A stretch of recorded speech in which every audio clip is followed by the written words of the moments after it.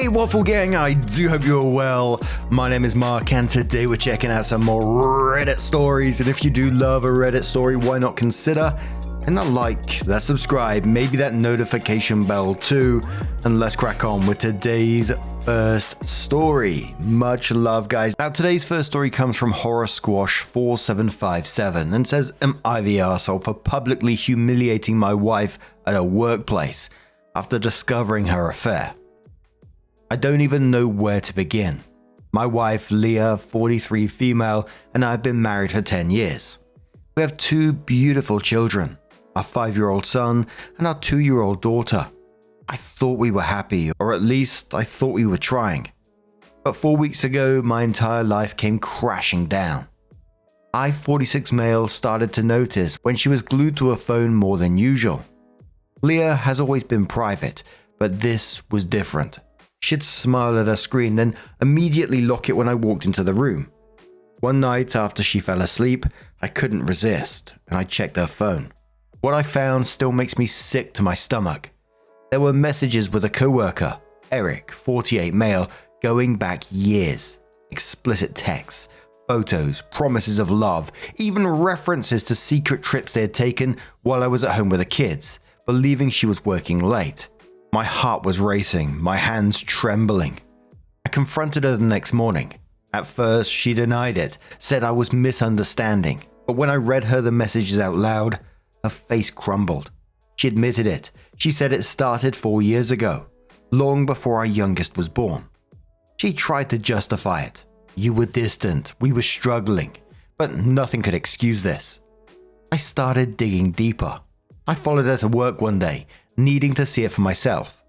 Sure enough, after a shift, she walked out arm in arm with Eric. They didn't even try to hide it. They got into his car and drove off. I followed them to a restaurant where they sat like a happy couple, laughing, holding hands. It broke me. But what shattered me completely was when I learned that they built their own life together. They'd been renting an apartment near work, a place where she'd go when she was working overtime. I saw them go inside, watching them from my car parking on the streets, a few blocks away. I checked on them for about 4 nights, and they had the same routine. That's when I snapped. I packed all of her belongings, everything she owned, into the back of my car and drove to her workplace the next morning after spying on them. I know I did wrong. When she walked out, I dumped everything right there on the sidewalk in front of her and her co-workers. I told her she wasn't coming home. Since then, I've filed for divorce and am fighting for full custody of the kids. She's begging me to forgive her, saying she doesn't want to lose the family we built. But how can I? Friends and family keep asking me if I regret how I handled it, publicly humiliating her, kicking her out without notice. I do. She tore our family apart, and the least she could do is face some accountability. But I can't help but feel like the bad guy for how I acted. I had nights where I felt very lonely, and I miss her. Of course, I am also attending therapy sessions to be better for the kids and for myself. All I care about are them. They don't deserve this chaos, and as much as it hurts, I know they are better off with me than someone who could live a life for so long. Am I the arsehole? One of the things that really jumped out to me, and one of the big worries, I guess, it's all just awful for OP, and the children's age is a 5-year-old son and their 2-year-old daughter, and then you said there were messages going back years. So a minimum of 2 years and you have a 2-year-old daughter, I don't want to jump to conclusions, but it's concerning, right? And I can't blame OP for the way they acted in that situation. They've been wronged and they found out all this stuff and they felt absolutely betrayed. Imagine going back and finding all those texts and photos and promises of love and finding out that they've even got like a separate apartment, a whole other life. And I think from the affair partner's perspective as well, like what the hell is he thinking? Quite happy to share this person with someone else. I'm assuming he knows about the husband. So weird, but Facepalm Forever says the only thing to worry about at this point is a DNA test. Snow White says that's the first thing that popped into my head when OP mentioned the length of the affair, spanning from before the 2-year-old was born. Taylor Maid says your soon-to-be ex had no problem making her affair public, so she has no right to cry about you making the divorce the same. I really hate it when people claim to want to make a relationship work after they were outed in an affair, but they did nothing to stop it while it was ongoing. The time for possible forgiveness was when she came to you and admitted she had an affair, ended it, and wanted to make things right with you, not the arsehole. So sometime later, OP came in with their update and says thanks to everyone who commented on my original post. I wanted to share an update about where things stand now. For those asking how I didn't notice her affair for 4 years, it's because Leah was always incredibly private. She was adamant about boundaries and would shut me down if I asked too many questions. She handled the rent, utilities, and her own expenses, while I covered groceries, the kids' school costs, internet, water, and anything extra. She claimed it was fair since we both worked, and I didn't push because I trusted her and didn't want to create unnecessary conflict. Looking back, I can see how I missed the signs, but at the time, I didn't think questioning her was necessary. After finding out about her affair, I had a DNA test done for both kids. My son is biologically mine, but my daughter isn't. That was a tough pill to swallow, but it doesn't change anything for me. I've been her father in every way that matters, and I love her like my own. I believe the person who raises a child is their real parent, and no court is going to convince me otherwise. Right now, I'm in the middle of the legal process. The divorce itself hasn't been finalized yet, but I've made it clear that I'm fighting for full custody of both kids. I've explained to the court why I believe Leah isn't fit to have primary custody. Her betrayal wasn't just a personal one. It shows a complete disregard for the stability and well-being of our family. The court process is slow, and so far we've only had preliminary hearings. I provided evidence of her infidelity and the double life she led, and I've asked for a full psychological evaluation for both of us to ensure the best decision is made for the kids. I'm also working on showing the court that I've been the primary caregiver emotionally and financially. My lawyer has told me it's a tough battle, especially since the courts often lean towards joint custody, but I'm not backing down. To those who said my story sounded fake, I get it. This is the kind of nightmare you think only happens in movies or to someone else. I wouldn't believe it either if I wasn't living it. All I can say is I hope you never go through something like this. It destroys everything you thought you knew about your life. For now, I'm staying focused on my kids and doing everything I can to give them a stable and loving home.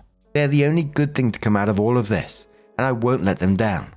Thank you for your support. It means more than you know. Forward Most says to the OP, I don't understand why she just didn't get a divorce but instead wasted 4 years of your life and fucked up the kids' lives.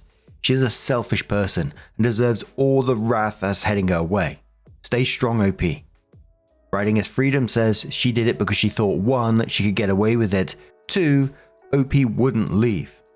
Awesome Kids Mum says because she had a capable and loving sitter, she could live her life and still know the kids were good. Eddie Boxer says, I went through this not once, but twice. Sorry you're going through all this, I know how it feels. I won in both my divorces, so I'm glad I fought for custody of my kids. You keep fighting for yours. When they cheated, I dragged them both through the mud in courts and social media. Until this day, I don't feel bad about it. They both got what they deserved, period. I don't feel bad that you dropped everything off at her workplace and in front of co-workers too. Now at least she knows actions have consequences, period. Opie says, I'm really sorry you had to go something like this twice. That's unimaginable. Thank you for your support and for sharing your experience. It helps to know I'm not alone in this. I do have screenshots of the entire conversations from my phone. Years of texts, photos, and everything else. I made sure to send them to myself before confronting her, so I have all the proof I need. Sometimes I think about exposing her and him publicly, putting it all out there so people see what they did. But honestly, I'm just so drained. Between work, taking care of my kids, and trying to process everything, I barely have the energy to keep going some days, let alone drag them through the mud. And even when I do feel angry enough to do it, there's part of me that feels guilty. I don't know why.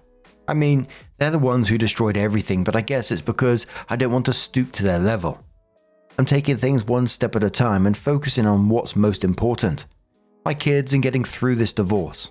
Maybe one day I'll feel differently, but for now, I just don't have it in me to make a spectacle out of their betrayal.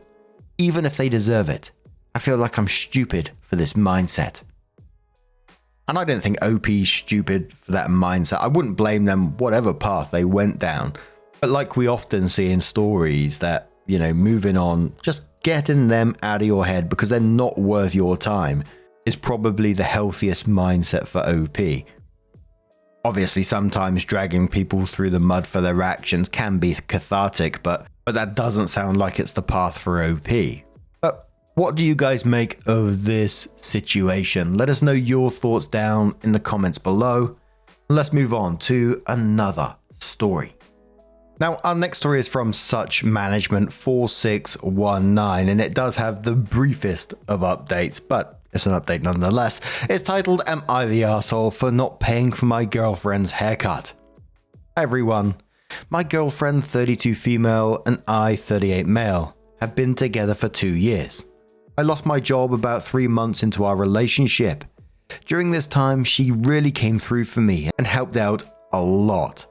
I did not have a car, so she would help me deliver orders on DoorDash or Grubhub so I could pay my bills. She also covered the difference out of her pocket if I was running short. To say I'm grateful to her is an understatement. I finally found a new job 2 months ago. I'm saving up for a car, so she's been letting me borrow hers. She accrued some debt while I was out of a job, and I've repaid about half of that. However, now I'm worried that she's starting to only want me for my money. We got into an argument over the weekend because she called to ask me if she could borrow some money to get a haircut. Apparently she is running short due to an unexpected home repair cost, but already paid the hairdresser a deposit that she would have to forfeit if she rescheduled it. I had a long day at work and was exhausted, both mentally and physically. So when I noticed that my phone was ringing, I was really excited to see her name. But after I answered, she immediately asked me for money. I felt crushed because she did it without even asking me how my day was first. I told her that I guess I understand what my new role is in her life now, and she threw a huge fit about it. She claims that she gave me everything for 1.5 years just to keep a roof over my head, and that she's accrued debt from when I wasn't working, so I shouldn't be opposed to doing her a favor. I recently bought her a new set of tires and got the brake pads replaced, as well as gave her some money to repay the debts with. I've also paid for the car payment and insurance since I started working because I have it at my place more than she does, while I save up to buy my own. So it's not like I don't contribute to her expenses already. She keeps guilt tripping me because a haircut is a small ask considering everything I've done for you, which feels very controlling. Now she won't talk to me, and I'm scared she's going to break up with me without even hearing me out. I hated taking her money when I was jobless and that I have to use her car now. I didn't want to do it in the first place. Anytime I needed her to pay for something, it was because it was an important expense like my rent or power.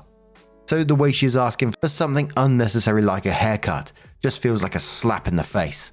Am I the arsehole? I thought that was going to be some kind of joke when OP said, "However, now I'm worried that she's starting to only want me for my money." It's like, bro, she's carried you for over 1.5 years. Sounds like she's put herself into debts, giving you everything she has to keep you above water. And now she's found herself in a tough position. You're like, oh no, she only wants me for my money now. And yet you're still using her car, but you claimed you've paid for the car payment, tires and brake pads replaced. Well, you're using the car. You should be. This doesn't sound someone like who's grateful for everything they've done for them. But Galactic Opal says you're the arsehole. 1.5 years she helped pay for all your expenses. And that's good you've paid back half, but to get upset about her wanting for you to pay for a hair appointment because she's short on money, because she's still dealing with her debts because of you, is fucking ridiculous. You brought up paying for maintenance and insurance and actual car payment, but you literally said you use her car more than her, so you should be paying for that. Can't believe you have the nerve to say you think she only wants you for your money when you have used her for almost 2 years.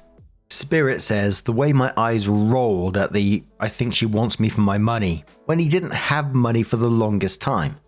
She's trying to have a relationship. OP seems like he'd rather have a sugar mummy. And unless she's getting like a fancy hairdo, a haircut is like $20 to $50. She's right, that's nothing compared to what she's done for him. He's literally using her car right now. In the past, in the present. What fucking money does she only want you for, OP? You have more entitlement than you have assets. OP replies to that saying, hey, I don't think it's fair to say I just want a sugar mama when I've never felt good about taking her money in the first place. Run Puppets quotes OP saying, I recently bought a car a new set of tires and the brake pads got replaced, as well as gave her some money to repay the debts with. Then says, you clearly still owe debts that I've put a burden on her when she could have dumped your ass and let you cry about it. Do you think that because things are on the upswing for you, that all the debts are now even? Oh, you helped pay for a car you personally use more than her. Wow. She covered your pathetic ass for a year and a half, and now that she's clearly struggling, you're bitching over a fucking haircut. You suck, man.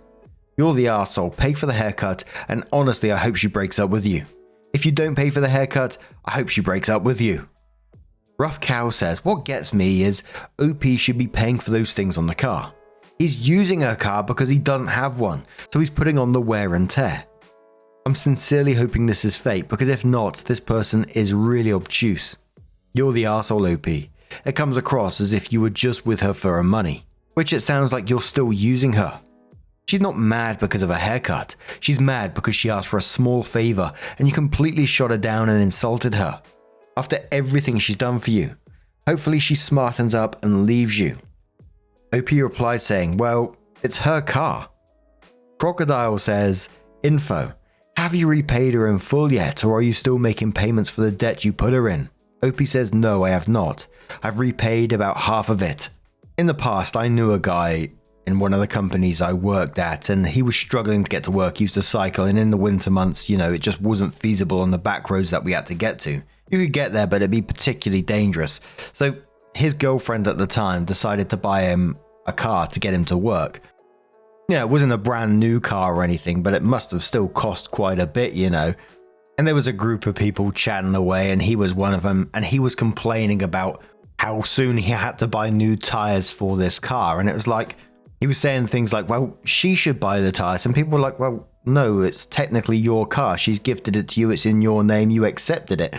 And he was like, but she should pay for the tires. She bought it for me. I wouldn't have the car if it wasn't for her. It wasn't like she forced the car on him. He accepted the car. He really liked the car, but he didn't think he should have to pay any of the extras because she bought it initially. And no one could get it into him that he should be paying for his own, maintenance on his car and his own fuel, etc. Because he says that she fills the car up sometimes for him as well. And it's just, dude, you're working.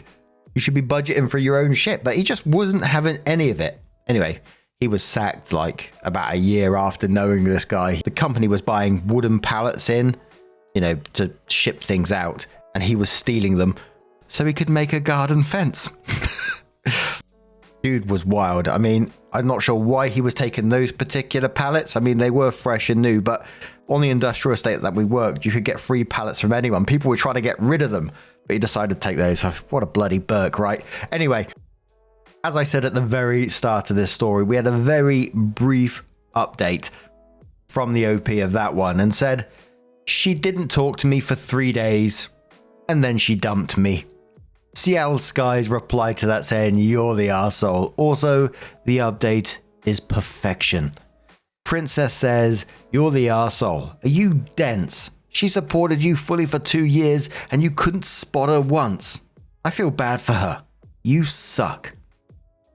I mean, the downside to this is that she's probably not going to get her other half of the money back that he owes her. But I do hope she does get her car back, which is going to cause some issues for OP, isn't it?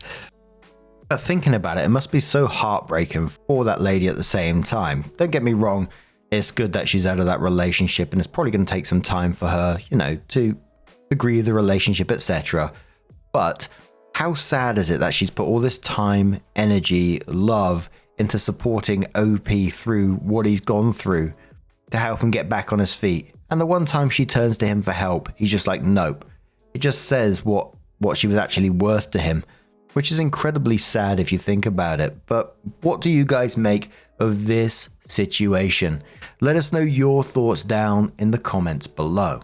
Now, just a huge thank you for being here today, getting involved in the stories, your love, your support, your time. It always means the absolute world to me. So thank you so much for being involved. Truly, It means the world. And I will see you in the next one.